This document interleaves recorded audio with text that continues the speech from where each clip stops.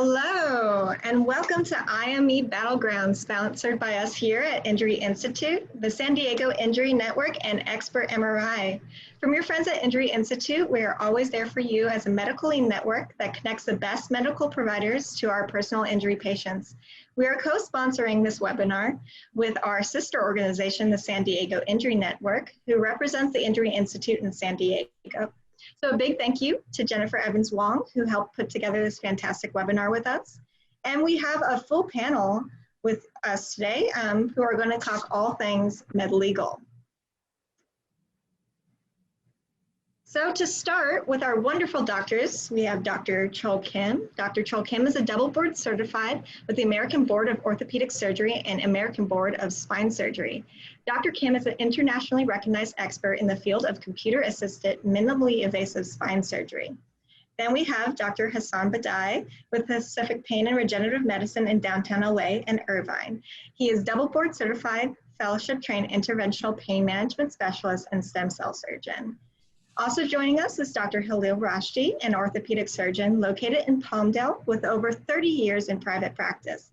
He specializes in sports medicine, extremities, trauma, and arthroscopic surgeries. And of course, we have Dr. Sana Khan. He's our co-sponsor with Expert MRI. Dr. Khan is an accomplished radiologist, researcher, teacher, and entrepreneur. He is nationally renowned scientist conducting ongoing research with departments of orthopedic surgery at UCLA, USC, UCSD, and the U.S. Department of Defense. And of course, the two wonderful attorneys joining us today is Sarah Havens. She's an exceptional trial attorney from Phillips & Pelley. Since day one, Sarah's sole legal work has been to fight for the rights of injured victims against insurance companies, corporations, and governmental entities, and is well recognized as part of San Diego's legal community. And then we have Tom Farrer. He joins us from the founder of Farrer Law Group, where he's an award-winning personal injury and product liability trial lawyer, focusing on catastrophic spine, brain, and orthopedic injuries. He has tried over 40 cases, obtaining numerous million-dollar and multi-million-dollar verdicts. And with that, I will turn the floor over to Tom, who will get us started on the IME reports.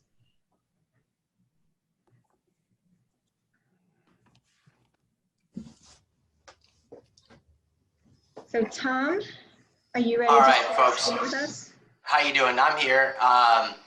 We had Sarah's bio before and mine, but that's not that important. If we could take that off, what we'll do is we're going to talk today, this afternoon, just about the IME, or really the DME battleground, and I'm going to spend some time and give you sort of my take on it. I've deposed the medical expert that's been retained by the defense, I would say at least 100 times in various cases. And so I'm just so glad that we have so many people tuning in today. We have an amazing panel. We have some amazing doctors with us. Sarah is going to take it over after me.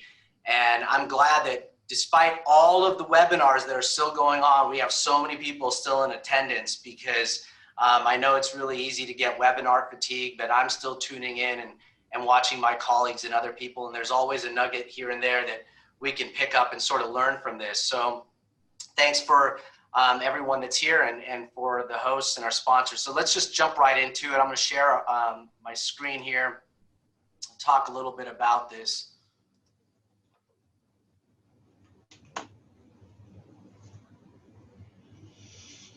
All right. So let's sort of jump into this. Anytime you get, your medical legal exam notice from the defense and you find out who it is, I always do research right off the bat. I want to know who it is. Some people I know right away. I mean, for the most part these days, I know who it is.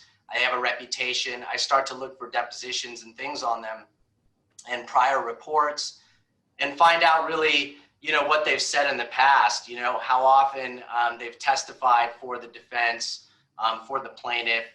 So I look at that right away. But something I want to address is, in all of these reports, you see it's an independent medical examination, right? And it's not, it truly isn't, right? As a plaintiff's lawyer, you have no say in who is chosen to examine the client, the person that you're representing, that human being. And it's always chosen by the defense, but the jury doesn't know that.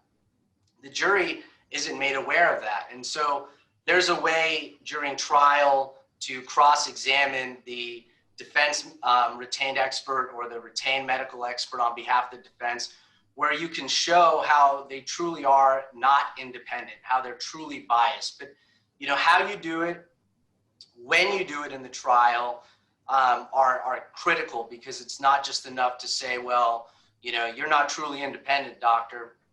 You're really here just for the defense to give them an opinion. Now, we have a bunch of doctors here, right? So here I am I casting aspersions on all doctors? And no, I'm not, because, this idea of an independent medical examination, we'd like to think that all doctors can be objective and all doctors will be objective. However, that's not always the case. And there are some doctors, some medical experts, that when they get into, the field or the context of providing testimony, they get in the habit of doing things that hurt our patients, hurt our clients, and make it so that this is a battleground for us. And, if some people might say, well, Tom, why are you attacking, doctors? And let me just ask everybody that's on here just for a minute, just think about this. How many times have you got the quote unquote IME report from the defense, and it says, your client was in a rear end crash, they underwent conservative care, either physical therapy or chiropractic care, they were still symptomatic, they had positive imaging, they had pathology on the imaging showing some sort of disc disruption, some sort of nerve involvement, pain management failed in the form of epidurals, and then they ultimately underwent some type of surgical procedure, right? And now they're feeling better, but they're not exactly how they were before, right? And you have that case, and how many times do you get the quote unquote IME report and it says, you know what, the plaintiff in this case was involved in a rear end collision. People that are involved in rear end collisions, even minor ones, can be hurt, and degenerative conditions can become symptomatic. And we all know that this happens because I've seen hundreds and thousands of cases through State Farm and the insurance company that's here. And it's important to note that this plaintiff tried conservative care yet was still symptomatic. And I didn't find anything about him being fraudulent or malingering. And you know what, after he underwent conservative care, he tried pain management and that didn't work. And then he tried, surgical treatment. And you know what? I can say that this collision contributed to his need for treatment and contributed to his symptomology. How many IME reports have you had like that? How many? Zero. I've never had a single IME report that gives me causation or that gives me the reasonableness of the bills. It's always a dispute. Literally every single time there's something that they're trying to dispute, and it'll be causation. And they'll say, some symptoms are related, but the rest is degenerative. They'll dispute the bills and future treatment. So what I want to do for just a minute is let's take a look at this, okay? Because we know it's going to happen. We know they're going to do it. So what do we do about that? And I think this in particular is pretty interesting. So I'm going to show you a report from a well-known expert that's hired by the defense. I'm not going to say his name.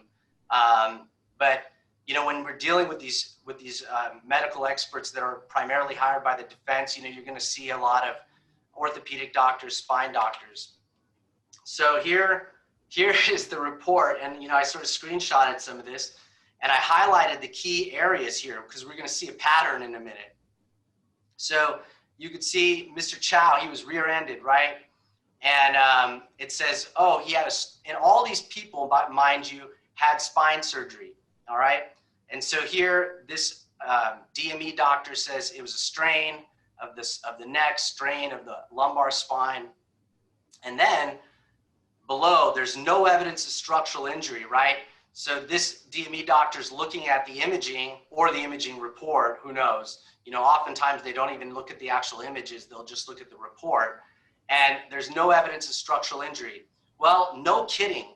That's awfully misleading because there's no way you can, well, not no way, but it's virtually impossible to say that there's a structural injury on imaging alone you know, 3 months after a motor vehicle collision if you didn't have one immediately before and immediately after? I mean, MRIs are great, but they're still far behind in seeing, you know, various types of structural damage to the spine and the structures around it. So here they're saying there's no evidence of structural injury. And what does that mean? What that means is it's saying, well, you know, if you had a broken bone, we can all look at it, and it's easy for a jury to say, well, see, you know, Joe or Jane had a broken bone, and so we know it's injured. But when you say there's no structural injury, why is the plaintiff hurting? Why is the plaintiff hurting? It must be a lie, right? Like the plaintiff must be making this up, right? There's no structural injury on the imaging, and, you know, MRI don't lie, right? So, you know, how do you deal with that, right? And I think it's super, super misleading, right? Wouldn't it be more appropriate for the doctor to say, you know, we have imaging after this motor vehicle collision, and that imaging does show pathology, and it does show degeneration. However, this patient was asymptomatic before this, and they had this trauma, this car wreck, and they started having symptoms within a day or within a few days or within a week after. And it appears to have created an inflammatory process in or around the areas that we see pathology on in this MRI. Why don't they say that? They don't, right? They try to make it seem like there's no injury here. So you see this language here, right? And then obviously the end, they say, well, nothing beyond conservative care was medically reasonable, right? No injections, no surgery. All right, so this is a well-known doctor. Look at this one, another patient here. This is Miss Molina. It's funny, you might think this might be a cut and paste job. Cervical strain, thoracic strain, lumbar strain. No evidence of structural injury. Oh, and here's a good one. No evidence consistent with neurologic complaints. What does this mean? Your client's a liar. Now, this doctor's not saying it, but they're saying, well, we don't know why this person's complaining of radiculopathy or radicular type symptoms. So they're calling into question your client's credibility, which you'll have to deal with at the time of deposition. And yeah, I love this too. So, you know, if you look at that first line, this doctor won't even concede the strain of the cervical thoracic. This doctor says may. I love it.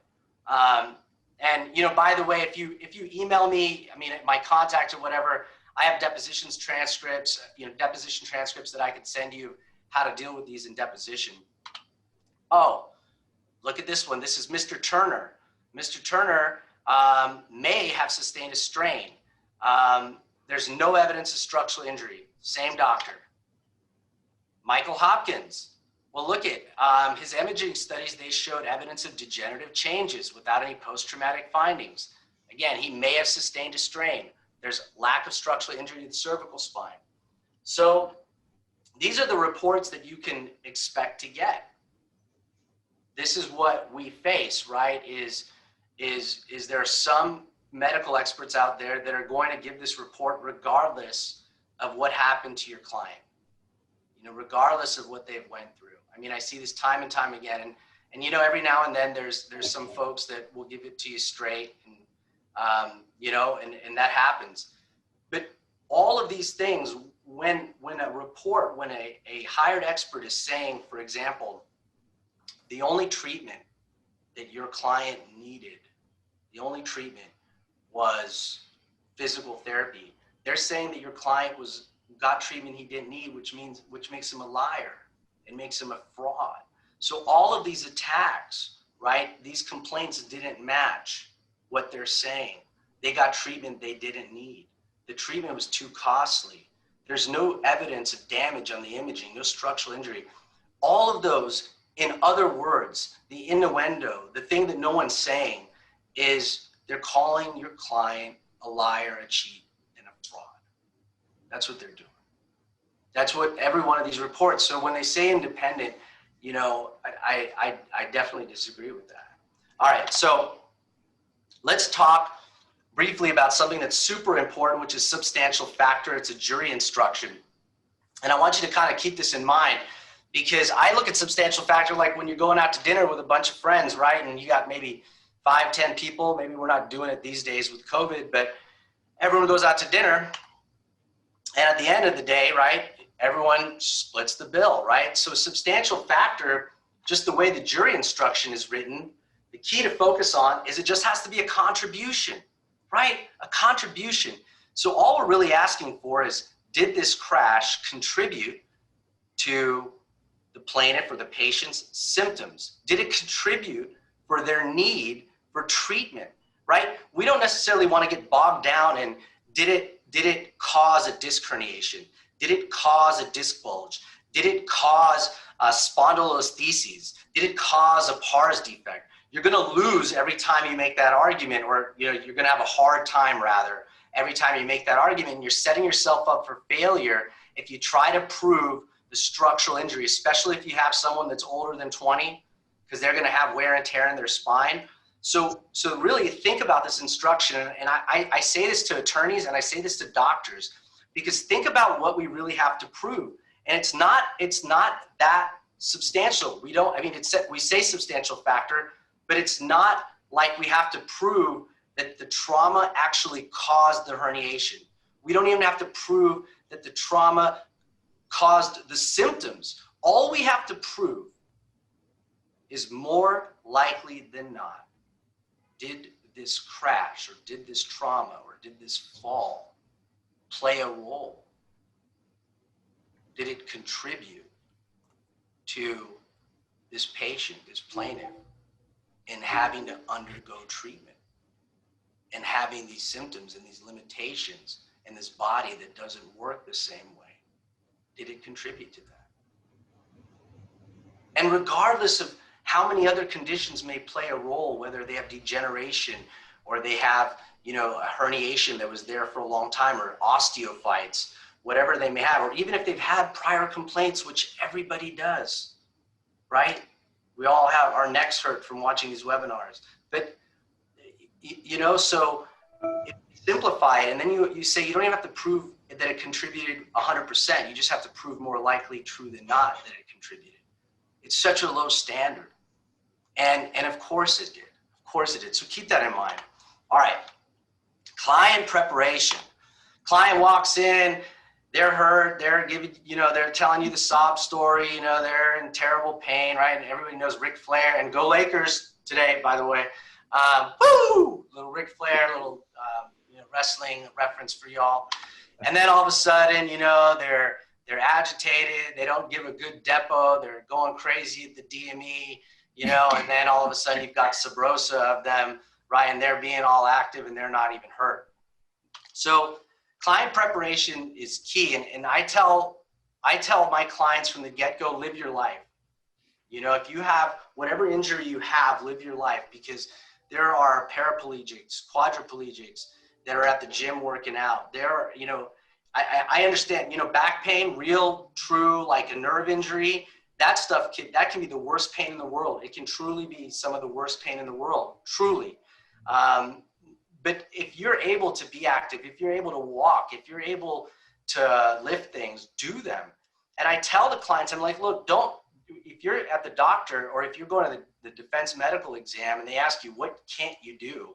Truly ask yourself, there's probably not much you can't do. You probably avoid doing some things, or you probably don't want to do some things, or you probably do some things and then you pay the price later, So I really try to educate the clients on how to talk about their injuries and how to talk about their level of activity, because most people don't talk about their injuries. They don't talk about pain. They don't talk about symptoms or how it affects their life. This is new for them, right? Because when people talk about this stuff, they sound like they're whining, right? So people are reluctant. A lot of good, honest people keep it to themselves, right? And so this may be the first time that they're talking about it. I mean, wouldn't you want to give them a practice run so that they can articulate how they feel? That it's not just a pain scale of 8 out of 10 every day. That, every day varies. Some days are worse than others. It's unpredictable. Sometimes in the morning it's really bad. Sometimes when I go to pick up the kid and clean the diaper, it's terrible. When I give him a bath, because my wife's got to do other things, I can barely lift him out of the tub. He's only 20 pounds. Right? So, you have to spend time with your client and educate them on how to articulate these things. But if they're able to do things, they should say it. And I say, don't undersell it, but don't oversell it. Don't ever exaggerate any of the things that you do. And if you're active, great. Be active, live your life. I'm totally for it. Social media, right? So we're sort of worried about this. And again, this goes to being active. And I'm going to pass it off to Sarah in a minute. But this idea here, you have, people doing things. And I say do it. And the question is, well, what did they go through to do it, right? You've got Anne Hathaway here, right? Did you know that she's nursing a broken arm? Halle Berry there with a broken foot. We've got, this is murder ball or rugby, wheelchair rugby, right? Olympics. So I say embrace that. If you have somebody doing it, make sure that they're checking with their doctors that whatever they're doing is within reason with respect to their injury. But have them live their life, be honest, embrace their lives, and get to know your client. All right, thanks. Turn it over to Sarah. Thanks, Tom. That was really great. I really appreciate all of that. So, why are we here? And, what are we going to learn and why? So, like most of us that are watching here, you've probably attended countless IMEs. You've probably seen, maybe 100 or so seminars on this topic. You've read at least 100 IME reports. Taken the IME Doctor Depot, read the transcripts, and read all the books like Polarizing the Case and Dorothy Sims Clay's book. And if you haven't read those, you should. So for me, after doing all of that, I still had more questions than when I started. And so, that's kind of one of the reasons why we wanted to put this on. So, when I was going to these IMEs and reading all this, I was kind of seeing that there are two schools of thought about, and I want to hear the doctor's point of view. So some of the literature you'll read from the lawyer's perspective is object to everything. Don't let them ask questions about their history. There's a depot for that. Object to essentially everything and limit the scope. And then on the other end of the spectrum, you'll hear a lot of people say, don't hide anything, bring all the records, let them ask all the questions. And so from a doctor's point of view, especially those who have taken IMEs and are trying to be objective, do we want to limit the scope and say you have the deposition to review because everything's in there, or do we let them? And I'm curious Tom's point of view on that as well, if you have a thought on that, Tom. Well, in particular, in objecting a lot, during the when you're at the IME, or when the nurse is at the IME. Well, I think you should try to get through it. Usually I have a nurse observer there. I won't go myself because that may make me a witness in the action. So there's a lot of great nurse observers out there.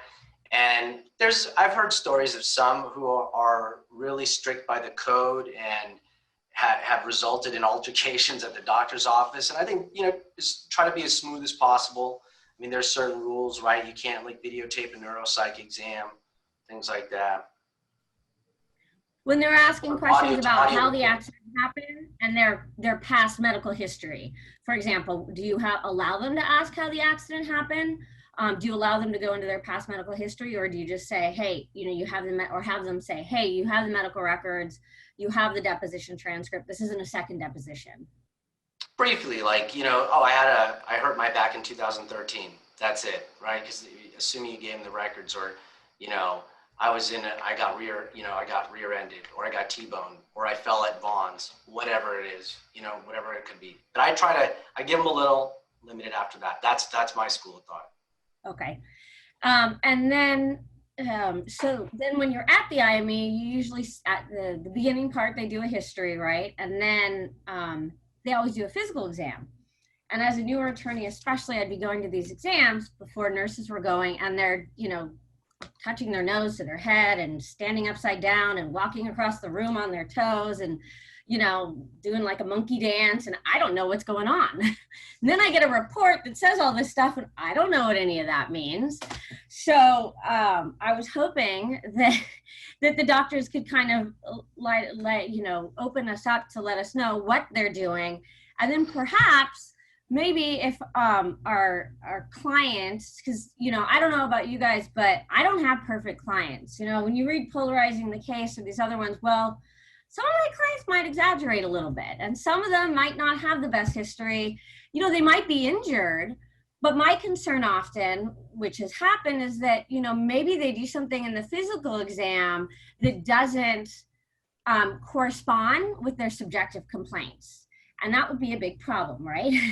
But since I'm not a doctor, I can't always identify that. So if there's anything that the doctors particularly see or that we should know, you know, what are they doing in these tests that you read in these reports that we should know and we should be looking out for, even when they come into our office ahead of time.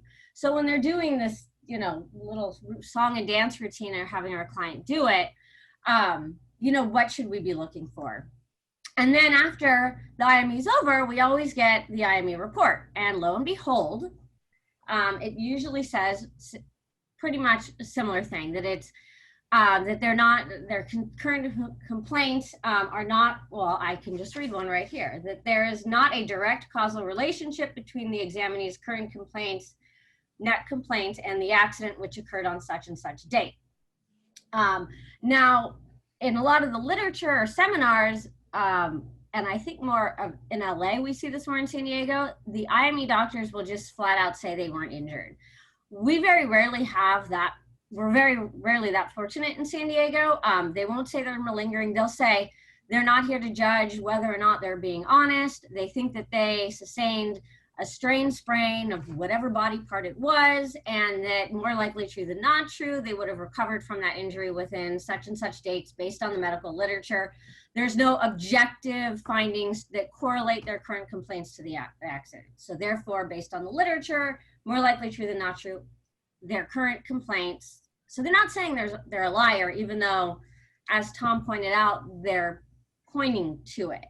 So then what can we do with that? Because lots of times we don't have those objective findings, and you know, it's basically going on their complaints and their prior records. And who hasn't had some prior neck pain, you know, at this point in our life? You know, most of us have had some sort of pain. So, you know, I know the doctors are kind of going to explore what we can do with that, but the problem is we have the burden of proof, right? So we have to prove it's more likely true than not true. They don't have to prove anything.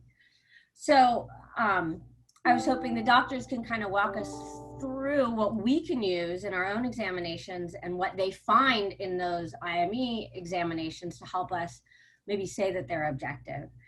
And then, you know, that's pretty much a lot of what we were kind of looking at when we wanted to do this, is to find out, you know, what are we missing in these reports? What are we missing that these doctors are doing? And if anybody, you know, kind of in a really honest format, because sometimes I'm sure you may see a patient who maybe is, you know, we need to know the good, the bad, and the ugly, and before we find out.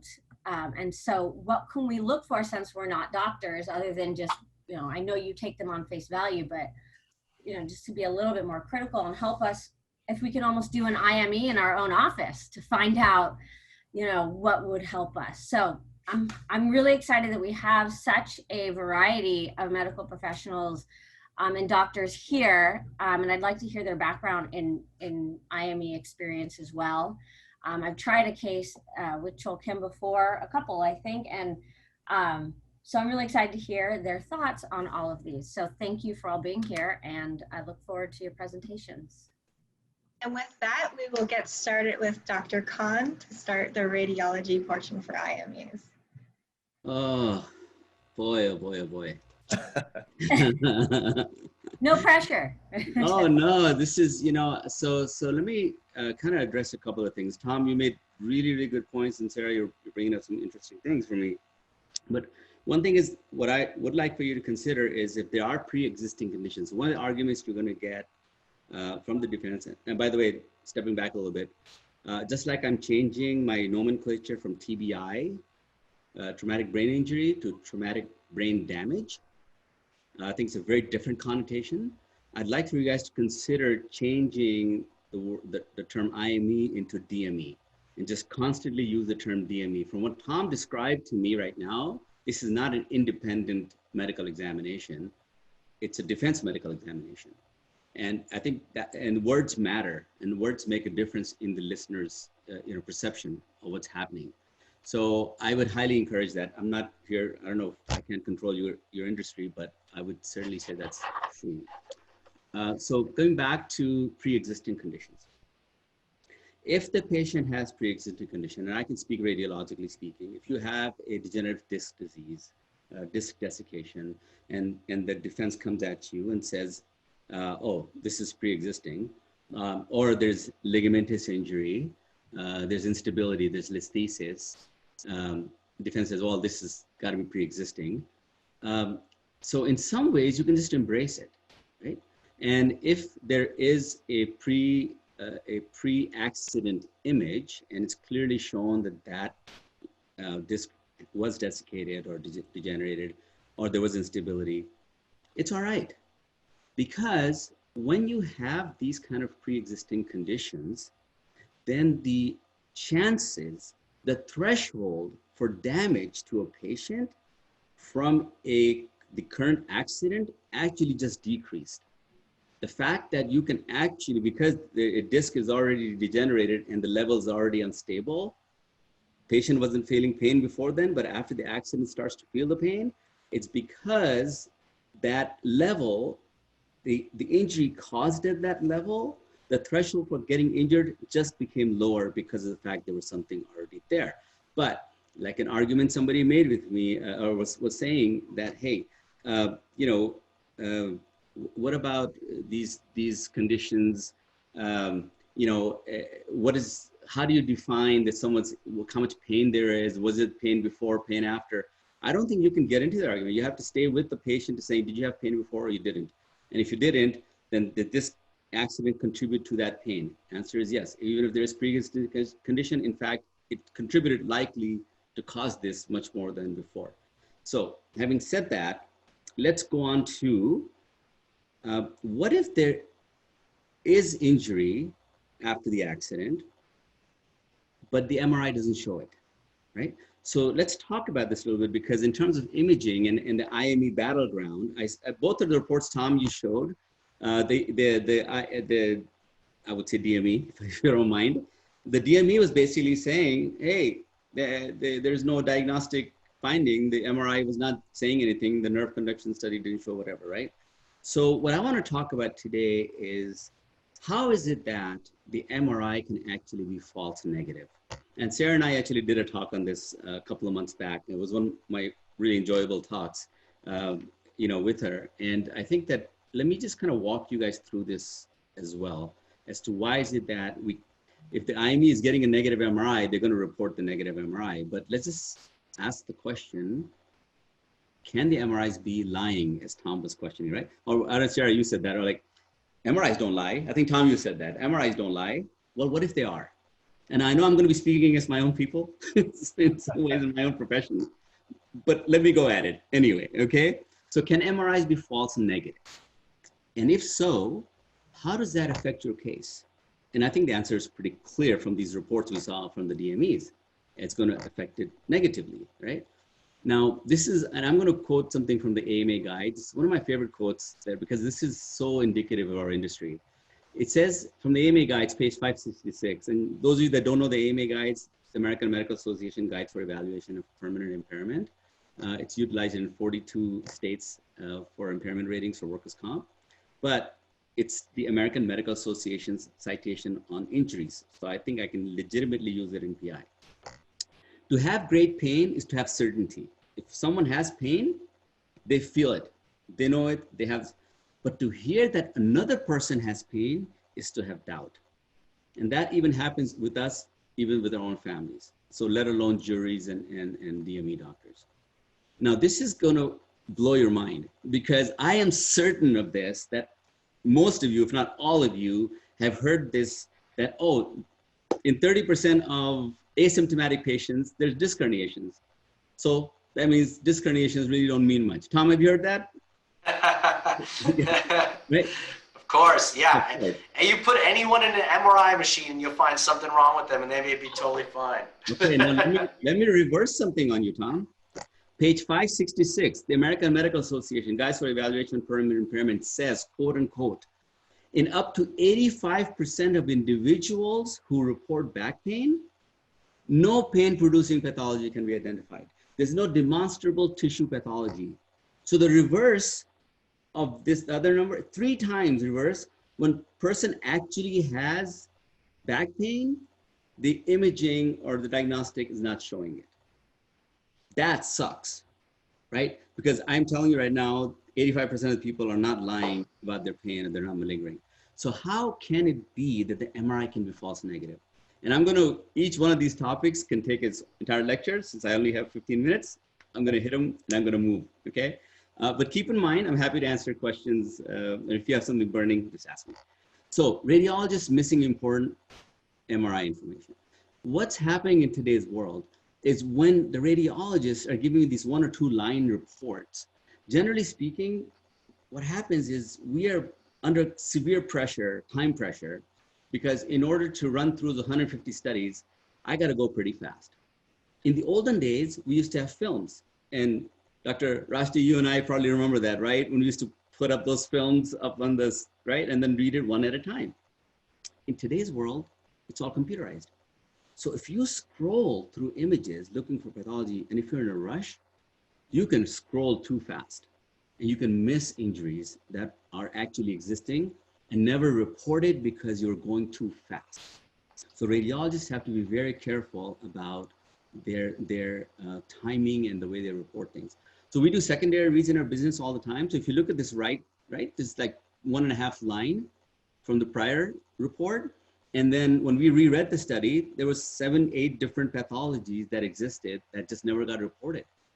And so be careful, in terms of who's reading your studies, because that can really affect a lot what kind of report you get. Scanning in the wrong position, okay? Now, if a patient comes to Dr. Rashti and says, Dr. Rashti, my back really hurts, or Dr. Chol, my back really hurts when I bend, right? Why would you image that patient laying down? It doesn't hurt in the laying down position, it's complaining in a specific position, right? Or if I'm a tennis player and I go to serve, that's where my rotator cuff tear is going to show up. Optimally, not necessarily relaxed. So scanning the patient in the position that's causing the symptoms is actually mission critical. And that's been published over and over again. Up to 52% of the time, you can actually miss injury. So if somebody's complaining of a sitting down position, sit them down. If they're complaining of a laying down position, lay them down. If they're complaining in a bent position, bend them and actually do the MRI in that position. We know for a fact that the pressure within the disc space varies significantly with positional change. There's no one's going to argue with that. That's been around for 20 plus years, those studies, okay? So it's important that, and if you look at the very right, you just give you a quick example of, what happens when you actually have a patient in a recumbent position versus weight bearing. This patient actually clearly had cauda syndrome. And the question was, well, there's no imaging that's justifying it. So that was being poo-pooed. So the judge actually sent over the case and said, listen, go get a weight bearing done, because that's the attorney was arguing. And you can actually clearly see with weight bearing, there's compression of the cord in the back, the cauda equina, and the instability that shows up. So symptom specific imaging, very important, okay? You can, otherwise you're gonna miss injury. Ligamentous injuries not being measured, okay? Well, ligamentous damage per the American Medical Association is ranked higher than radiculopathy, than disc herniation, with compression of the disc on the nerve roots.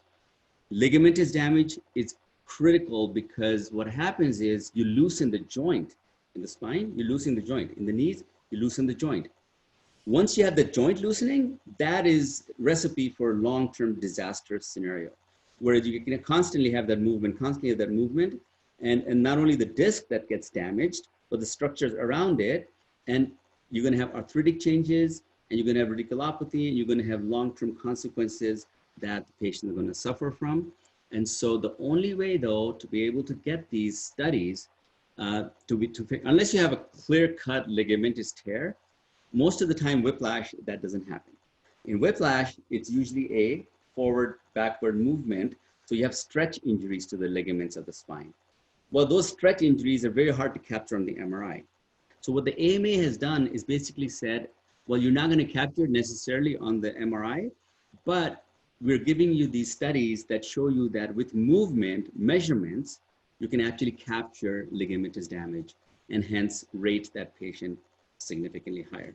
So these are, again, I'm not going to details of it, but these are the softwares that we actually utilize for measuring inflection and extension and looking at the different values that tell us if there's ligamentous damage on the patient or not. Wrong location. We say, well, Dr. Khan, what do you mean by wrong location? You know, person has a neck injury, we're doing the cervical spine MRI. Well, I'll ask you an interesting question. Tom, in the future, when you look at your MRI reports for the cervical spine, okay, and Sarah already knows this, that's why I'm not picking on her.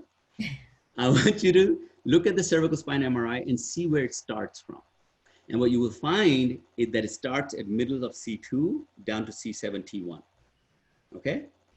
Well, do you know that 57% of the time, the injury in whiplash is actually happening at the craniocervical junction?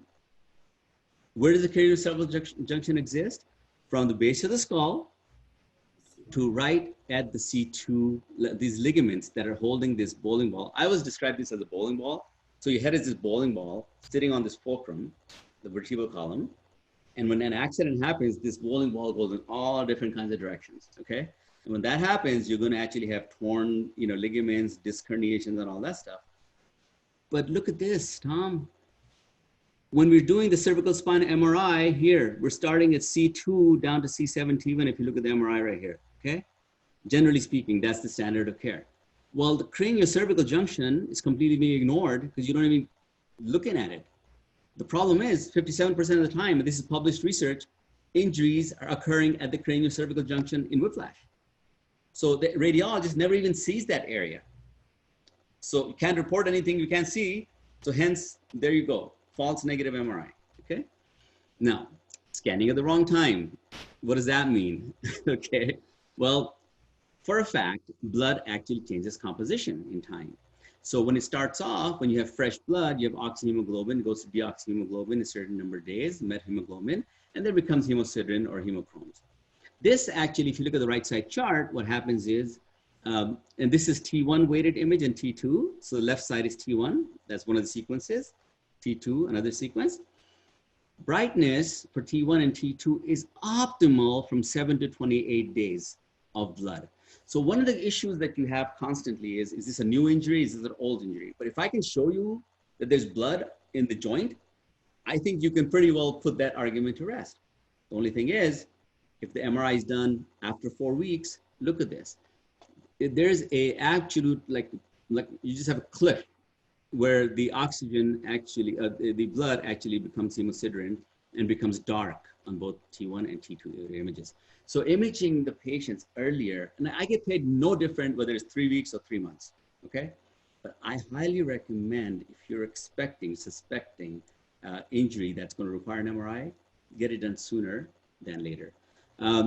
Using the wrong sequences, the last thing I'm gonna tell you about, what that means is basically, if you're asking me to, and this happens with TBI all the time, traumatic brain injury, when we get the patient and a brain MRI is ordered because the neurologist is suspecting the patient actually has some brain injury or the physiatrist,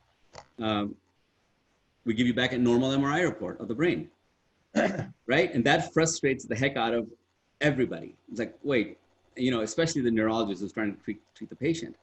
Well, the problem is if you ask me to do a traditional MRI, without specialized, without telling me that you're looking for traumatic brain injury, I would just use traditional imaging, and that's going to be T1, T2 weighted images, in which I'm going to give you back a result that's pretty normal. But look what happens when I use specialized imaging, right? I can actually show you microhemorrhages if I do susceptibility weighted imaging. I can actually show you this larger, same brain, guys, same brain, okay? Look how this lights up when I do DWI, diffusion weighted imaging for earlier infarct. Right? Now we're getting to the more expensive studies, looking at diffusion tensor imaging, looking at axonal loss. But if this case has TBI and you're suspecting, and there's, you know, things become policy limits and all that, I don't really get involved with that. But if you are suspecting the patient has TBI and you need to evaluate it, then ask for these specialized techniques. These cost a little bit more, DTI costs significantly more, but I'll be able to give you back results that aren't false negative because I'm using the right sequences, not the wrong sequences, okay? So I just ran down 7 different ways, and I have more in which MRIs can be false negative, and yet you all treat it as a fork in the road. Medically speaking, fork in the road treatment-wise. And it's not even the doctor's fault, right? Often the insurance companies won't authorize something if the MRI is negative, even though clinically they are sure the patient has a problem. Legally speaking, you guys use it as a fork in the road. Well, so what is this case really worth? How real is this case? And yet, 85% of the time, you're getting reports that are not contributory to you because we're not doing the right kind of imaging for you. So I know that kind of sucks, but hopefully we can fix this as best we can for you and keep on doing this. So that's the end of my presentation. I know I get a little passionate about this stuff. Oh, Dr. Khan, thank you. That was great. And honestly, even you made a layman like me be able to understand that, and that's saying something. So that was fantastic. And then Dr. Badai, please, with the pain management and So I'll exit. Sure. Exit the. Okay, let me get on. Let me see here. So if I share this here. So I stop my share. Good. Okay. Oh, I'm so sorry. Before we go on, we actually have a question for Dr. Khan. What are the approximate costs of the SWI, the DWI, and the DTI? Yeah, so the SWI is additional $600. The DWI another $600, and then the DTI gets to be around $3,000. That's really get expensive because it's a very long, time-consuming exam. All right, and take it away, Dr. Badai. Okay, thank you. Dr. Khan, that was wonderful. And I definitely want to connect with you further after this webinar. I think you have a wealth of information that truly a lot of us can benefit from. So thank you. I want to introduce myself to everybody. My name is Dr. Hassan Badai. I am a board certified physical medicine and rehabilitation specialist and board certified in pain medicine, as well as fellowship trained in interventional spine care.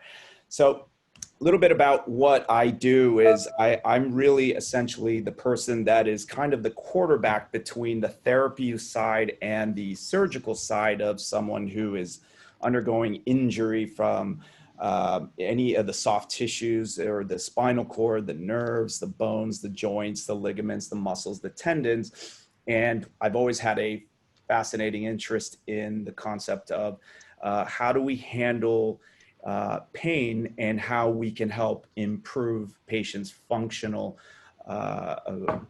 deficits and maximize their functionality. And there's a specialty called physiatry. So a lot of people who are maybe listening aren't really sure what physiatry is, but that essentially is the space between surgery or minimally invasive treatments, medicine, neurology, physical therapy, and internal medicine. So I trained out in DC and Georgetown, came out in California in 2014, decided that I wanted to go private practice. Lo and behold, I learned about this world of personal injury. And I'm like, well, wait a second here. This is what I do 20, 25 times a day with my patients. And everything is about a very, very careful, structured history, physical examination with the counterparts of my imaging guidance to direct my treatment care to help improve functionality and quality of life for my patients. So I kind of came onto this space very kind of naturally into pain management and personal injury. And I've been doing this for a little while, and I speak in front of attorneys and I speak in front of juries and as been retained as an expert witness for these things. So, I could speak probably for a long time, but let me just keep it down to the points that were brought up. And I want to start with Dr. Khan's points of, well, let's talk about false negative medical or MRIs. So what I see quite often, and I know that Dr. Rushdie and Dr. Khan and all the other medical providers out there who know this, a lot of spine-related pain. Now, we can talk easily about disc displacements and the radiculitis and the radiculopathies that are associated from whiplash or injury. That's kind of something that we see. But what do people think about when they say, well, hey, you know what? The MRIs are negative. why is this person continuing having axial lower back pain or axial neck pain? And due to some event, right? Whether it would be a low velocity impact or a high velocity impact, or something that maybe someone had a pre-existing condition, and now this event occurred, and now they're symptomatic times 3, times 4, and it's chronic and it's constant around the clock pain, where, and it's a kind of a presentation that is like a dull, achy, arthritic pain. Well, a lot of people oversee or don't think about facet joint syndromes or facet joint mediated pain. And I quite oftenly see this as one of the pain generators of the spine that is well documented. Now, I'm saying specifically talking about that because a lot of times non-sophisticated MRI facilities will not comment about the posterior element of the spine. And specifically, they'll rush to talk about the displacements. They'll talk about the herniation levels. They'll talk about bulges. They'll talk about desiccations. But some facilities won't comment about the facets. Now, a lot of the providers know that facet joint mediated pain is not a diagnosis of a careful clinical examination. It's not a diagnosis of an MRI. It's not. The only way to diagnose facet joint mediated pain is by introducing a nerve block to the medial branch of the facet joints. Are you guys familiar with this? Yeah, absolutely. I just tried this exact case. Totally clean MRI, absolutely clean, horrible pain, axial neck pain, and lo and behold, the facet block works, and episotomy worked as well. And I will tell you. I actually have one too. Dr. Khan and I used that example on our last seminar, and of course they're arguing that, the medial branch block, she's had 2 RFAs. They're saying, well, it's subjective. It's subjective. Yeah, so we don't believe it. We don't believe it. We think she's fine. So beautiful, right? That's and I eat that up in court, because a defense medical expert will examine a patient for, you guys tell me, maximum 15 minutes, 20 minutes, 25 minutes, max. As a treating physician myself and the specialist in spine care, this is a person who I would see on initial consultation, follow-up visits, and left and right. So I'm the treating physician. So careful assessment from a neurological history, or a careful history, a careful physical exam, where we're really documenting the sensory, the motor, the range of motion percentages on extension of the lumbar or the flexion of the lumbar, the objective, or as good of an objective test that we can do, such as straight leg raise tests, Sperling's maneuvers, things like these can help us dictate, well, wait a second here. This is a person who's got refractory back pain, lower back pain, had therapy, and at this point they're seeing me in my office. And usually they, my colleagues, the therapists, the physical therapists, the chirotherapists, they do a great job, but sometimes they continue to have pain that's maybe 3 months or longer. So now we've left the acute pain stage, which 90%, as maybe everybody knows, gets better on its own without anyone doing anything. So the patients we're talking about are the ones that have sustained this pain, this refractory pain that is in my office about 2 months later, and they're not better with therapy. We get an MRI. The MRI, a good MRI facilities will really comment about the facet joints, but I know, and a lot of my defense medical experts should know as well, my counterparts know that that's not a diagnosis of an MRI anyways, the facet related pain. So we'll go in and we'll do a sensory nerve block as an example to the facet joints. Let me see if I can actually get to a slide here. that will comment. So here's conservative treatments before they see my office. And in addition to, like, it's a co-management situation. Really, I tell my patients, really, it's patient education, it's therapy, chirotherapy, home exercises, it's, remaining active, anti-inflammatories. All my patients who come see me in a PI setting and non-PI settings, we go home with anti-inflammatories if there's no contraindication. So they get muscle relaxers, and basically we'll continue this as a co-management approach. So what we'll do is let's see if we can find a slide. So here's assessment of facetogenic pain. I mean, we can also talk about discogenic pain, but I think everybody kind of understands that if you have a mechanical displacement, what we're looking at here is impingement into the nerve root. Now, the nerve root can chemically inflame or enlarge and can cause that radiculitis or worsening radiculopathy, right? So you have weakness or you have other deficits other than pain. So that is something that we can try to treat interventionally through a round of corticosteroid epidural injections to control tissue inflammation.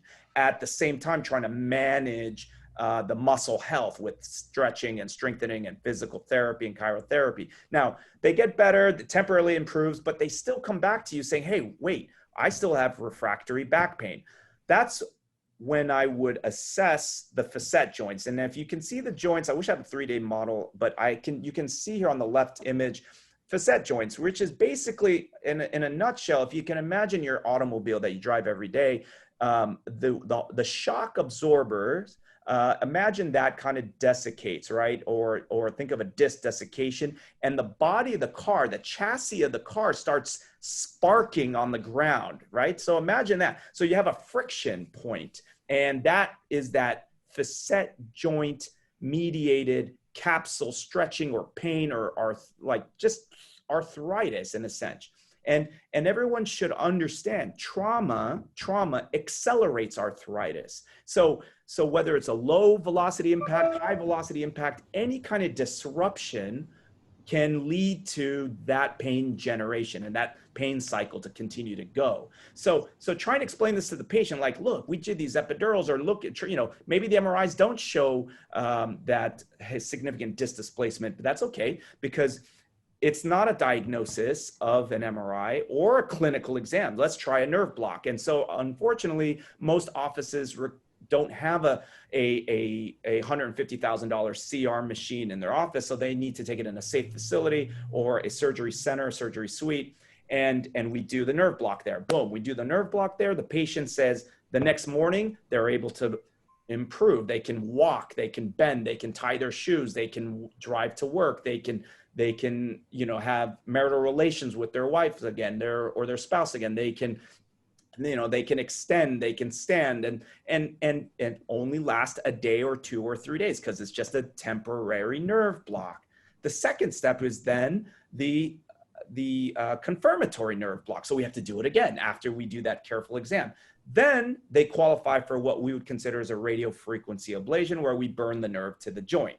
Now, those are the very common false negative MRI type of low back pain, neck pain that I see 12 times, 15 times a day. Now, if they don't get better from the RFA, then we send them to my neurosurgical colleagues, and we'd ask them for surgical consultations. And at that point, and then at that stage, if the patient is a candidate for surgery, then that's a discussion between the patient and the surgeon. Now, if they are not a candidate or they don't want surgery, is that the end of the road? No, that's not the end of the road. That's where we'll come in and we'll discuss about maybe some treatments called neuromodulation, where basically we can actually put electrical stimulation, spinal cord stimulators, to manifest the control of their pain by blocking the pain signal to the spinal cord.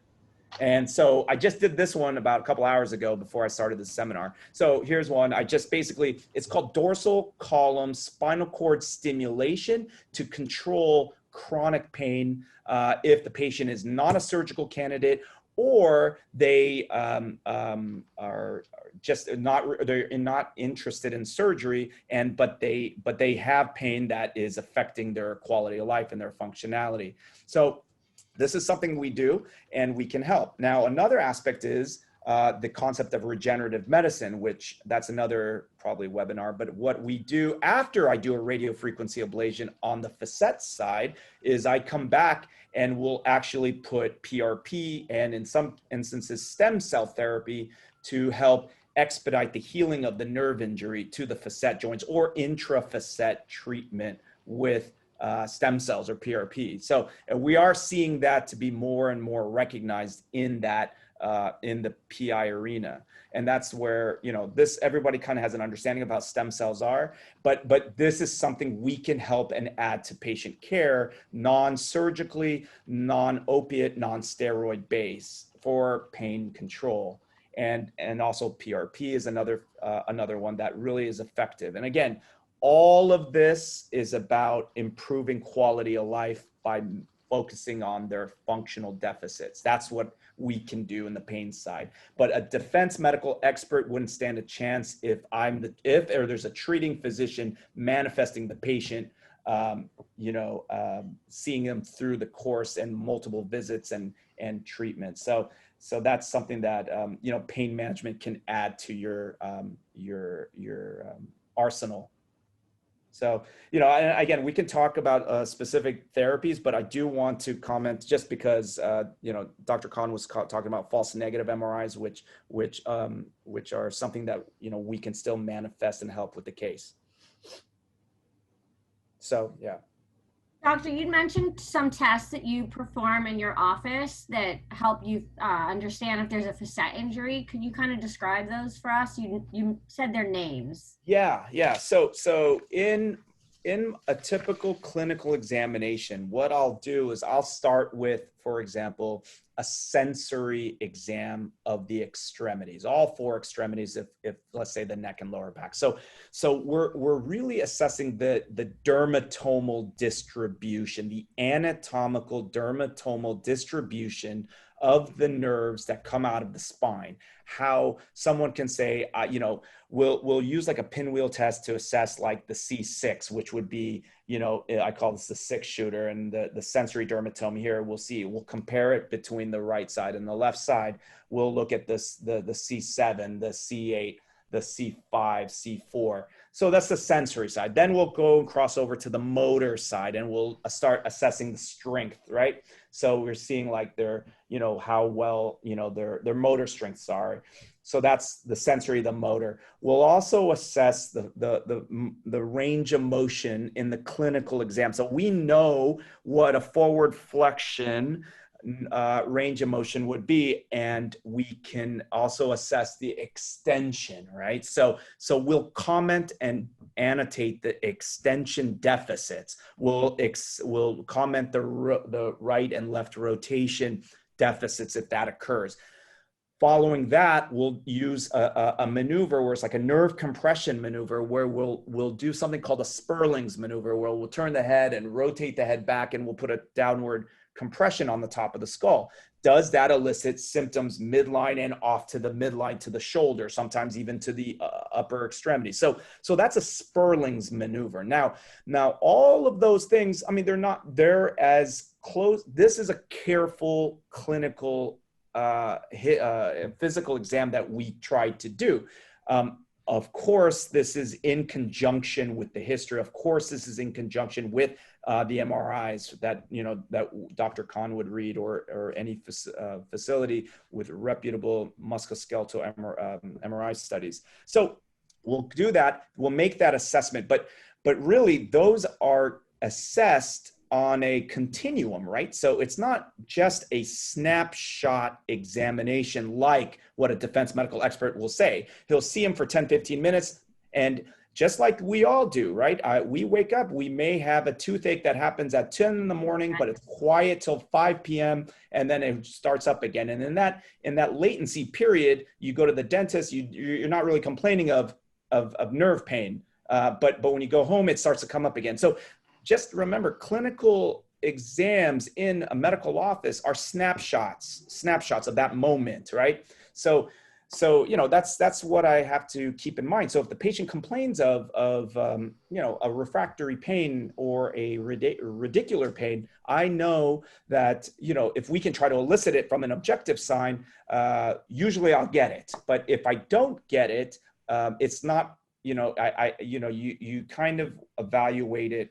You have to say the big picture and take it all in. But it's much to be understood that a facet-related problem is not an MRI or a clinical exam diagnosis. And that's not me saying that. This is well documented in the LCD guidelines published by the Centers of Medicare and Medicaid. So I'm not making any of this in my own office up. This is something that we understood, and insurances understand that. And so, because my focus is pain and functionality, that's my focus, right? Because I'm sure people have seen it. I've had 12 millimeter disc herniations walk into my clinic and they were completely asymptomatic.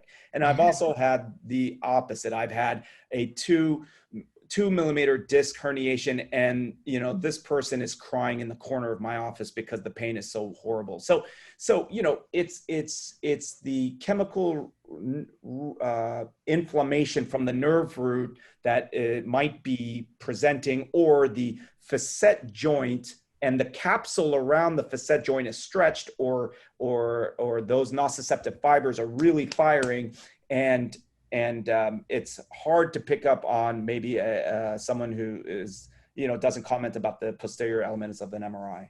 So I think that's a great time to segue into actually Dr. Kim's talk on spine, as you were talking about facet and all that. So Dr. Kim, please take it away.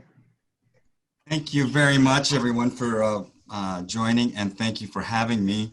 One thing that I am just amazed about is that despite being in totally different specialties, so far, it is amazing how consistent the viewpoints are in terms of how we evaluate patients and what their injuries are and how we take care of them. So I think this talk serendipitously is going to be very much in line with all the things that we're talking about. So let me share my screen with you all.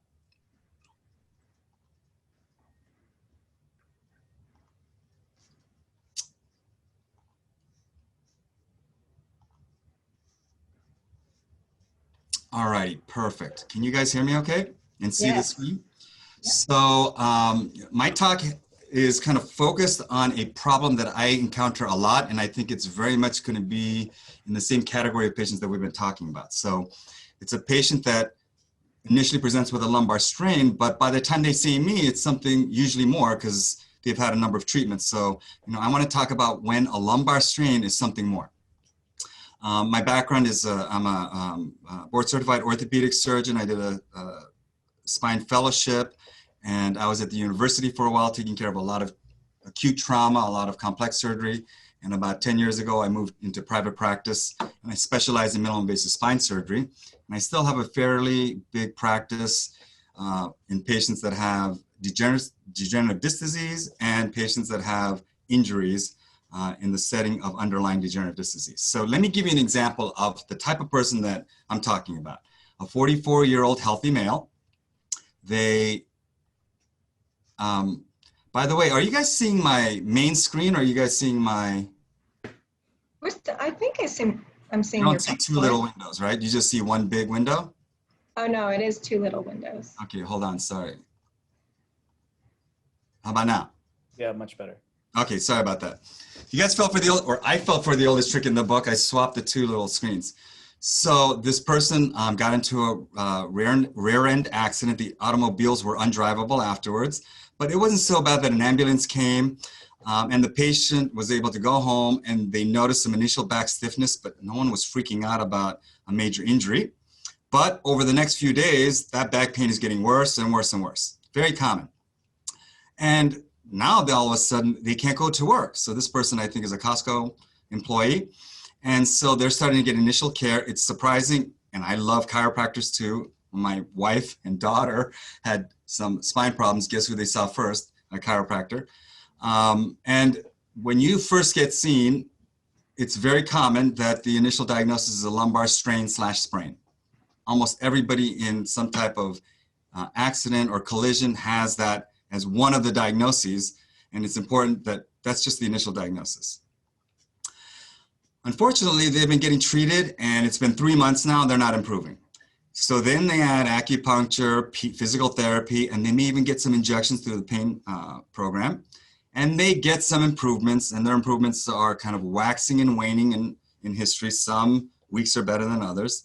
But he's tried to go back to work multiple times, and he just cannot go back to a job that involves standing all day, bending, twisting, and turning. And now he's at 6 months post-injury, and now he's referred to a spine specialist. What would you say the diagnosis is now? Well, they'll often show up with a diagnosis of a sprain/strain, but it's a lot more than that now, isn't it? Because if it's just a sprain or a strain, it should get better in most people within 6 weeks. If it doesn't, there's something else going on, and that's where my brain is starting to work. I want to find a more accurate, more descriptive diagnosis. He's lying. The client's faking him. Or That's why he's still symptomatic. True. So I think most of us have a pretty good idea of who the malingerers are and who aren't. Not all of them, but a lot of them. So that goes into evaluating a patient. And I would say a physician who's an expert at evaluating injury should have some degree of ability to assess whether or not the patient's being forthright and credible. And you can do that through a variety of things, through physical exam tricks, through multiple ways of different asking questions about the history and symptoms, and looking for consistencies. But that's a separate topic. Now they've got chronic back pain. So here is a very common argument that I see even after 6 months or a year. The patient has a sprain/strain, and that should have gotten better in 6 to 8 weeks. That's true. When you see that patient within the first few days or first few weeks, they're still in the category of they're more likely than not going to get better with a few more weeks of treatment, right? So now, in reality, that those few weeks go by, it's been 3 and 6 months, there is a group of patients, and we all know these patients exist, that after an injury, they don't get better.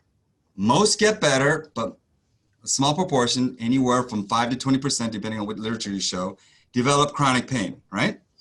So that patient now, for them, it's 100%. It's not 85%, 90% of people should get better, because now we know it's 6 months, unless they're not being forthright and truthful, they are no longer in that category of patients where more likely than not, they'll get better. They are clearly in the category, they're not getting better, they have chronic pain, and they need continued treatment. And that patient exists. Anybody that says 100% of all sprains and strains should be better by 6 to 8 weeks would be going out on a limb. So when that patient comes to me, I do my typical exam. I'm assessing as quantitatively as possible their level of pain and their level of function. That ODI is a 10-point questionnaire. And I want to examine them. So the easy ones are the ones that have some kind of obvious neurologic deficit, but so many patients have a lot of pain and they're debilitated, yet they don't have a neurologic deficit. I would say that's the majority of patients that legitimately need treatment. So you get an MRI like this, and this is very common. There are degenerative changes. This person happens to have a disc bulge. This is probably a little bit bigger than most because you can have a much less of a disc protrusion, but here's a little annular tear.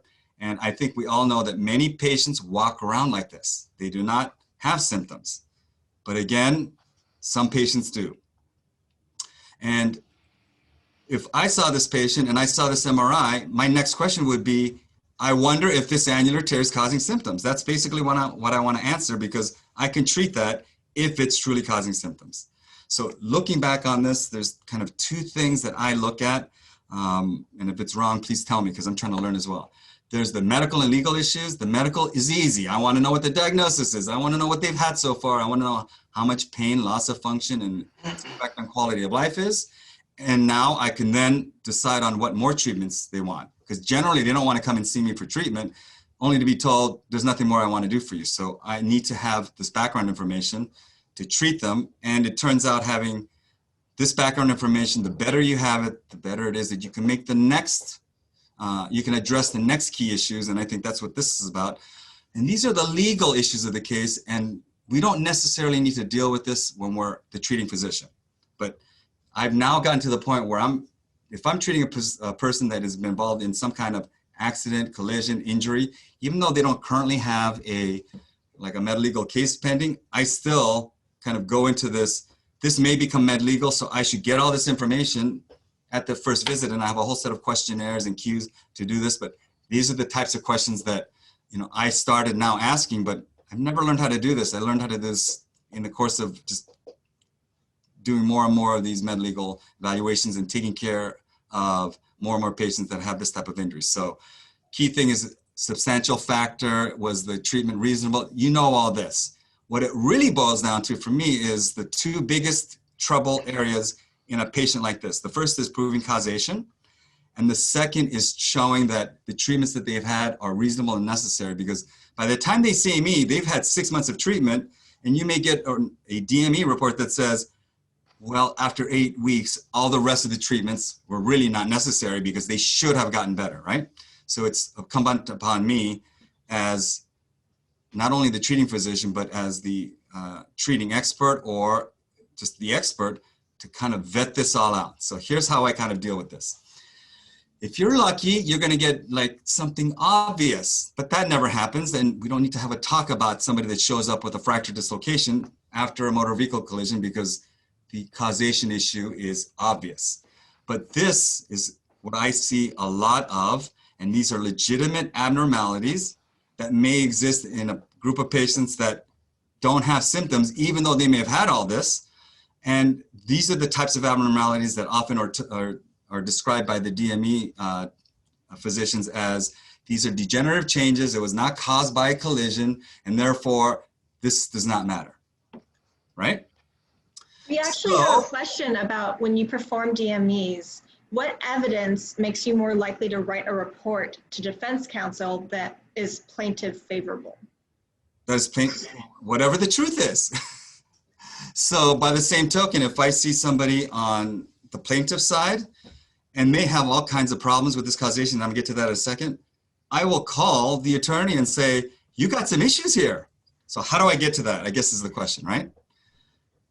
If you look at the patient that have non-obvious abnormalities, the question that you guys get asked is, all right, and I'll get asked by the defense counsel, Dr. Kim, is it your opinion that that disc bulge and that annular tear was caused by the accident? They'll ask me that a lot.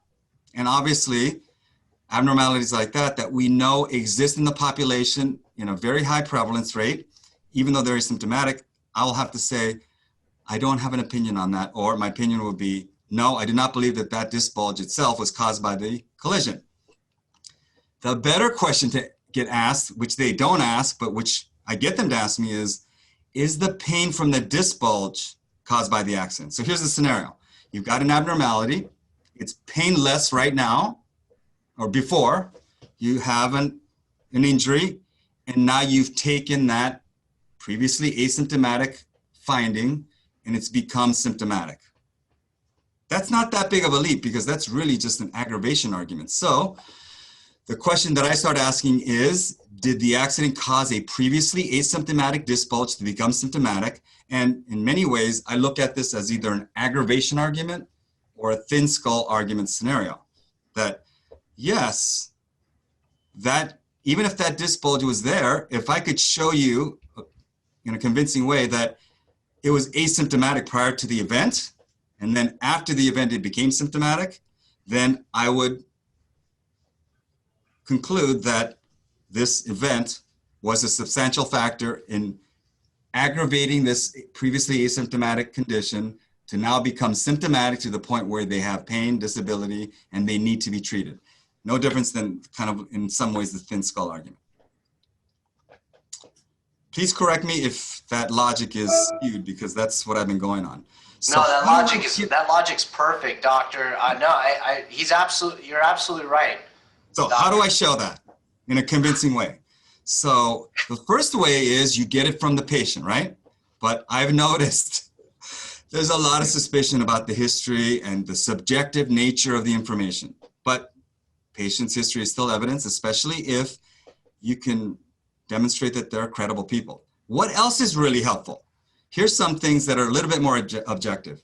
If you could show that this patient was a construction worker working for one company for 5 years and never missed a day of his life, he's got a Facebook page showing him playing golf, and since the motor vehicle collision, for example, he's missed a ton of work. That would convince me, especially if it's the type of person where he can show he loves his job, he loves his coworkers, he loves his boss, they love him. 2, I want to know his past medical history. So I want to bring this up because if you guys tell the defense medical expert not to get any past medical history, and you have a bona fide legit patient that is a construction worker or a Costco worker working full-time, happy, productive, never miss work, went to the doctor on a regular basis for their yearly annual checkups, filled out their review of systems questionnaire where they went through like all the body systems. This is before the event.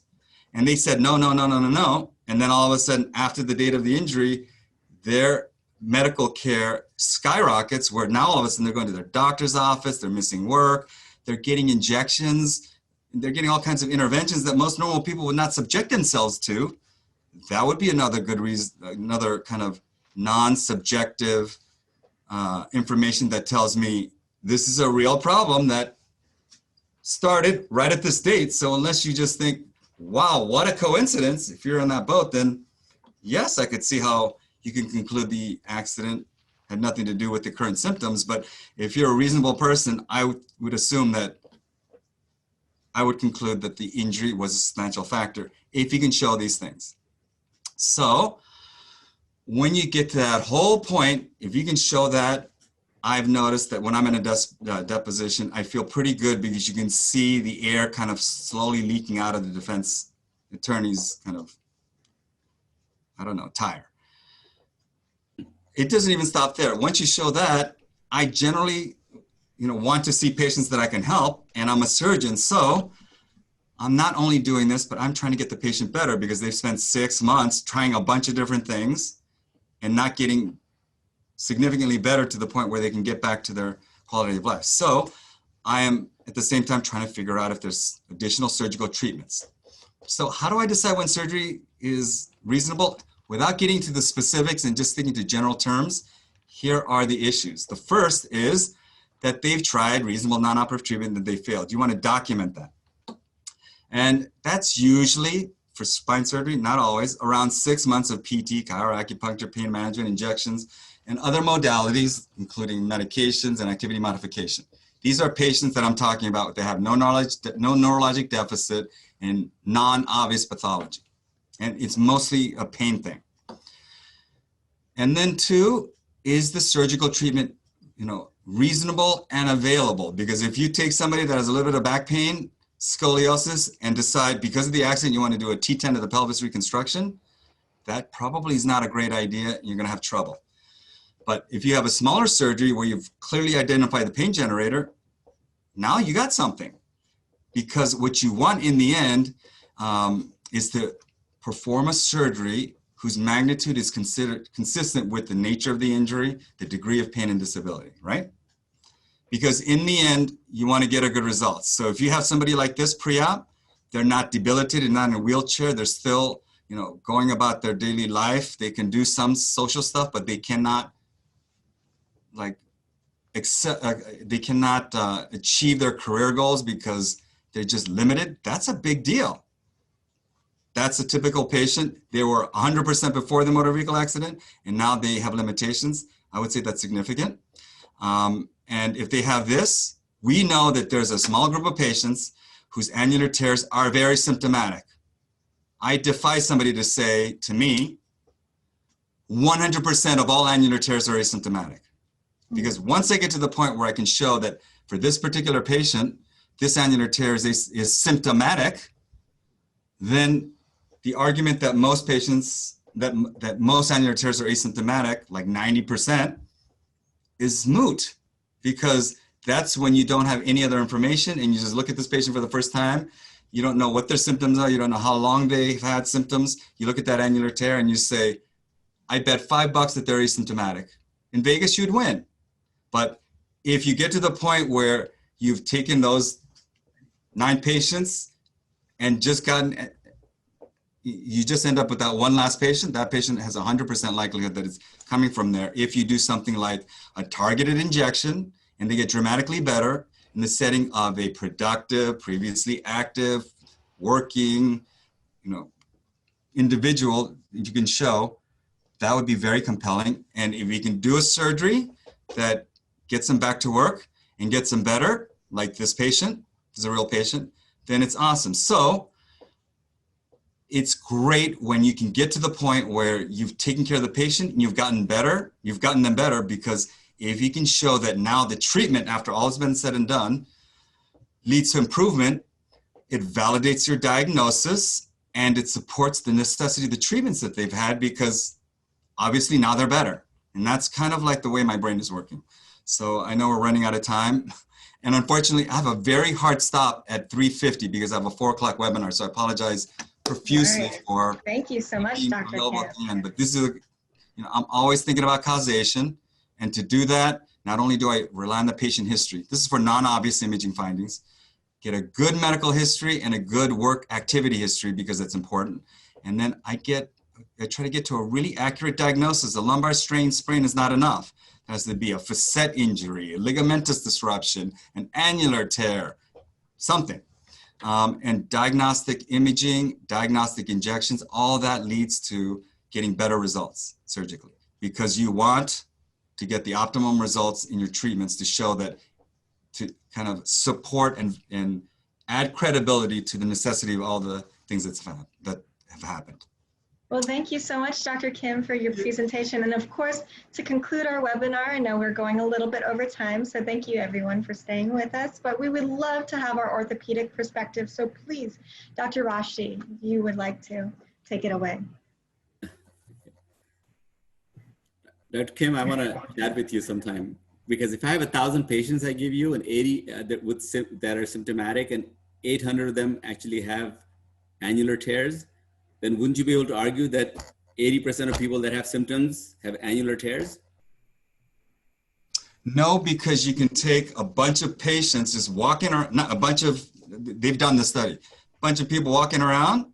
Yeah. And if you MRI them, 80% have abnormalities. Now, they've never done a study where they take people that are bona fide with annular tears together with all the people that have annular tears that are asymptomatic and combine them. So we don't know that number.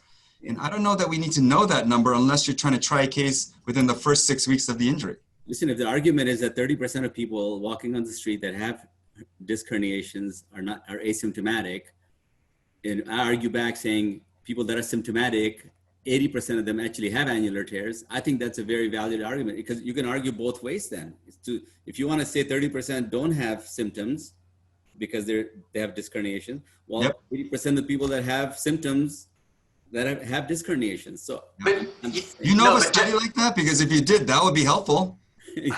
You have to show that you'd have to take 100 people. I'd have to think about that. I have thousands of these people, Dr. Kim.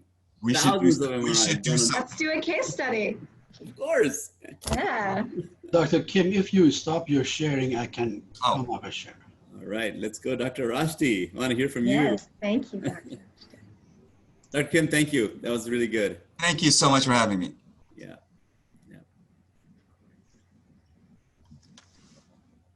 All right.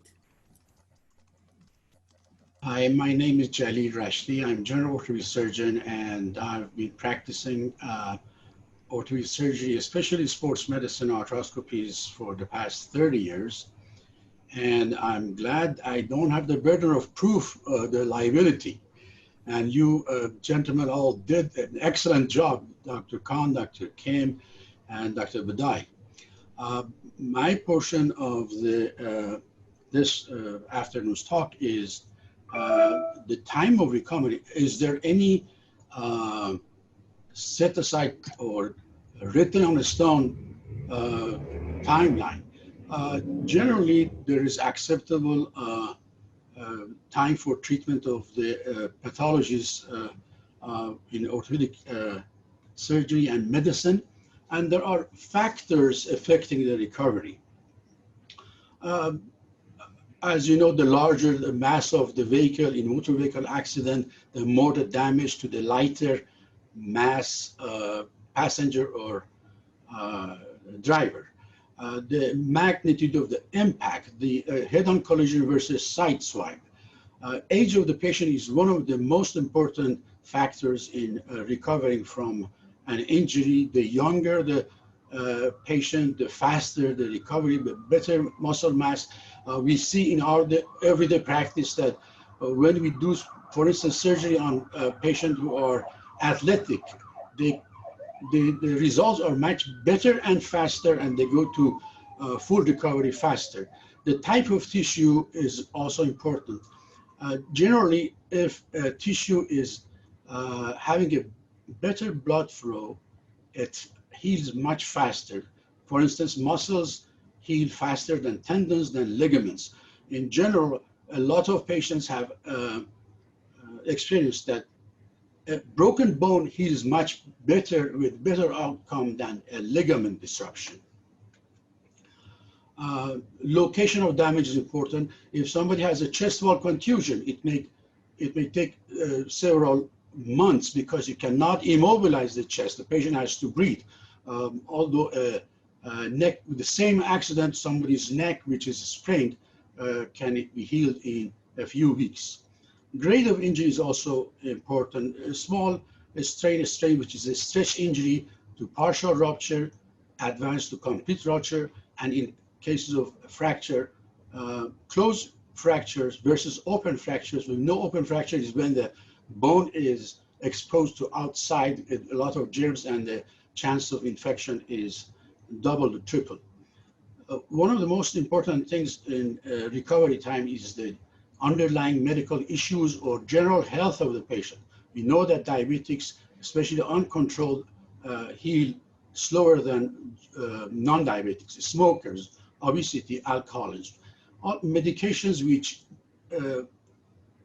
decrease the rate of recovery, such as corticosteroids, blood thinners, anticoagulants. Also, we've seen in practice that a lot of patients take medication for inflammation for long period of time. This, although decreases the pain, it slows down the healing. The next would be the type of treatment the patient get. It's been usual and customary to use what we call RICE: rest, ice, compression, and elevation. But nowadays, we know that there must be a balance between time of immobilization, duration of immobilization, and start mobilization and rehabilitation. The more you keep the patient immobilized, the more scar tissue will develop, but the pain goes down. However, good muscle integrity will not be there. Now, acute traumas or fractures, for, of course, soft tissue damages, head trauma, internal trauma, and psychological trauma, which is seen frequently. I'm going to start with the fractures of the upper extremities. In car accidents, collarbone or clavicle is fractured. A lot of times they can be dealt with, treated with immobilization, 4 months to 6 months, depending on associated injuries too. Some of them, as you see the X-ray, it's dislocated or disrupted, displaced fracture. You have to take him to operating room and do a reduction and internal fixation. This takes about 6 months. Maybe after this 6 months, the patient becomes completely pain-free with full function, and as soon as the patient goes back to work, still pain is there. And that is the time that patient has an irritative hardware. You have to do the second surgery and remove the hardware. Humerus, or the upper arm bone, has specific injury types. Some of them, which are rare, need immediate change in the capacity and treatment.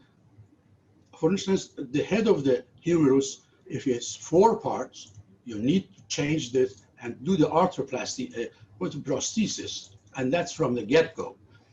Otherwise, it's going to become dead tissue, and you have to do this later. Shaft fractures of the humerus takes about 4 to 6 months, either closed or with open reduction, internal fixation, or rodding. Elbow fracture dislocations are almost the same. Between 4 to 6 months it takes to heal. If it is associated with nerve damage, 3 nerves pass through the elbow, and if in a fracture dislocation they are damaged, besides the bone healing, you need to take care of these nerve damages too. It's in the form of releasing the nerve from compression. Radius and ulnar or forearm fractures are, if not displaced, are treated with immobilization.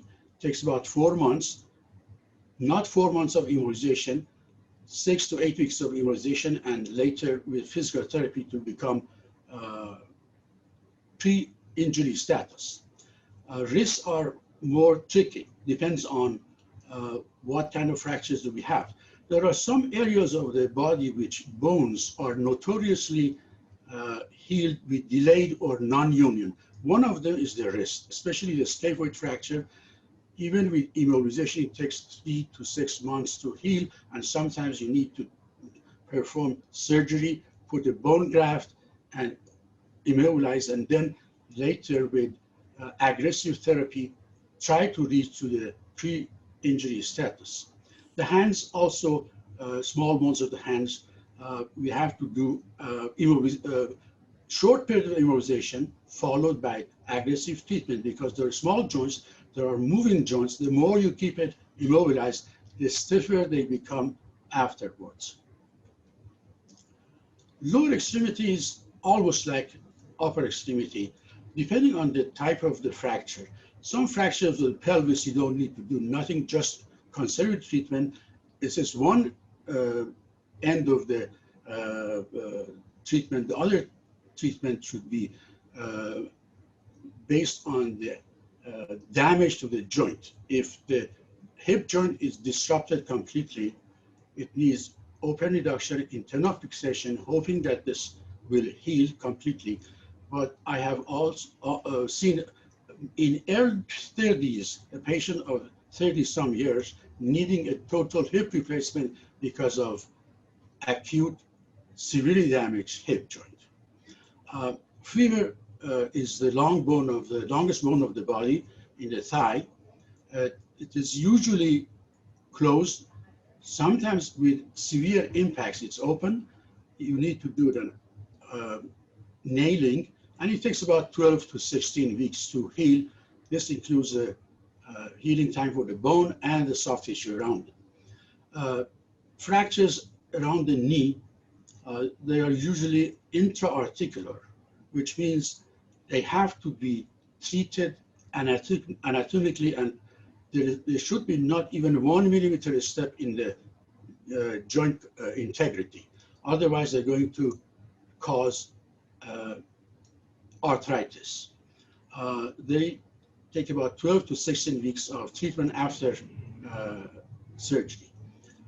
Tibial fracture of the long lower leg bone depends on the site of the fracture. The closer to the knee, the faster it is going to heal, and this is because of the bone